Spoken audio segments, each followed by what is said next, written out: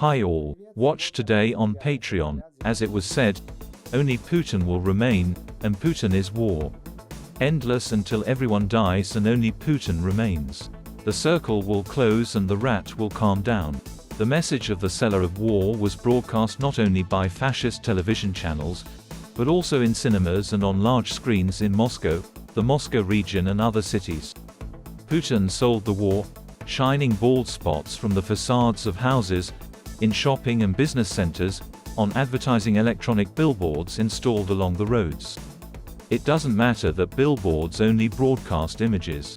Sound in this case is not necessary. After all, it is already clear that everyone must die in the name of Putin's life and power. The leader promises a proper death, patriotic and martyrdom. According to Peskov, the message reflects the ideas of the public that were voiced to the bald man during regional trips. That is, war and death are the will of the people. Up to the use of the full power of the nuclear triad. The whole country honors the heroes, mourns and bows. Alcohol consumption has also decreased. Perhaps this is true. After all, several 100,000 dead racists have stopped drinking alcohol. And in general, a deep dweller must do two things: reproduce and fight. And for those who climb into our cannibalistic democracy, we will tear their jaws with one left.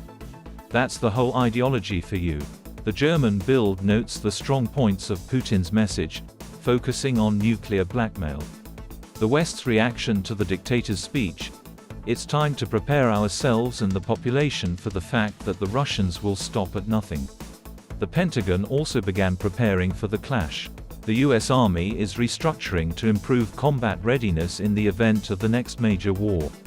The German government has prepared a plan for a possible Russian attack on the country, consisting of 4 stages. The scenario assumes that the Russians will use conventional and other weapons, after which they will reach Germany. Officials in Finland stated that they are not against Ukraine striking Russian territory with the weapons that were transferred to Kyiv by the Finnish side. Watch in the program, Postscript. German Chancellor Scholz said that the German hands will not set foot in Ukraine. The reaction to Macron's words about the possible sending of ground troops to Ukraine was as follows: as Chancellor of Germany, I will not send soldiers from our Bundeswehr to Ukraine, end of quote. Already in the third American state, a decision has been made to exclude Donald Trump from the ballot. It appeared as the Supreme Court considers a similar ruling in Colorado that would remove Trump from the ballot due to his involvement in the Jan.